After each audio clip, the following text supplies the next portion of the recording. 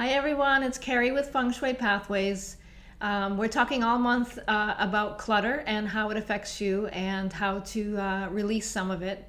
One of the questions that I get asked all the time when I'm doing an online program or when I'm working with a client is, what about other people's clutter? Often we live with spouses or kids, or we might work beside a coworker, or we might have a roommate, and they have different items that they feel differently about, but it affects our chi and our feng shui when it's in a shared space. So it becomes a challenge about how to work around stuff that other people have that they're not necessarily willing to let go of, but that kind of isn't feeding you and isn't making you feel good. It's something that comes up a lot.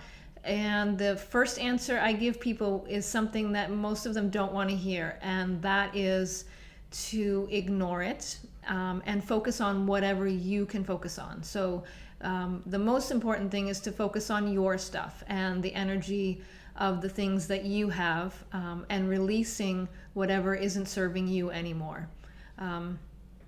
That does two things. It takes your energy away from their items, and it also allows you to be a good example. So maybe they'll start seeing you release stuff, and they might get a little bit of that bug and start releasing some of those things that are not so appealing to you. That can happen. I've seen it happen before. So when that doesn't work, you can always start a conversation about the pieces that are bothering you. I've talked with clients about everything from different types of antique weapons that are on display, to sports memorabilia, to frilly dolls, collections of dolls, huge brass statues, or artwork from a long time ago that people have just, it appeals to one person, but it doesn't appeal to the other person in the relationship.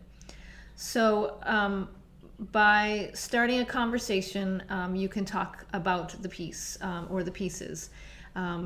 If people aren't aware of the energy that stuff carries, you can certainly maybe inform them. Feel free to send them to some of my materials about learning about how everything has energy to it, and it impacts your feng shui and your qi flow in particular ways. So if people are more aware of that, they might be more careful about what they're choosing to surround themselves with. The biggest point I want to make today is that everyone who has a stake in that object or item that you're talking about has to have a say in whether it stays or goes. I have made the mistake of throwing other people's stuff away before, and I can honestly tell you that the repercussions of that are really just unpleasant. It can have an impact on the relationship. It can have an energetic impact in the future. So I'm just telling you right now, highly recommend, don't throw away other people's stuff. Give them a say in what's going on. So have a conversation about it.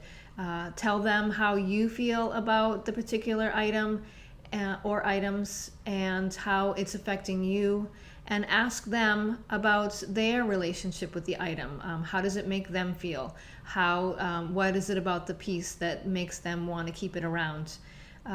Sometimes just that conversation itself can shift your attitude towards the object. You may see a different energy after you've heard their side of the story, or connected with the memories that they have attached to it. And you may feel a little bit more fond about the piece when you see those connections that they carry with it. And on the other hand, when the partner or person, spouse, coworker, roommate hears how it's affecting you and how it bothers you, ideally they'll see that it's not as important to them, and they might release it. Doesn't always happen that way. The next thing I would suggest is, once everybody's kind of on the table about how they feel about the piece or the pieces, is to really talk about if one person really has a stake in keeping that item and the other one is really bothered and offended by it, see if there is another place where it can be put. So for example, maybe there is a location for that item where it can still be honored and appreciated by the person who owns it, but where you don't have to see it all the time and where it's not so offensive to you. So it's all about compromise. It's all about honoring other people's feelings and how things are serving them, and letting people let go of things when they're ready and in their own time, rather than forcing it on them. So that's my advice about what to do with other people's stuff. I hope it helps you, and in surrounding yourself with things that feel good, and getting along with those people that are in your space that you have to share items with. So I hope that helps. Happy feng shuiing.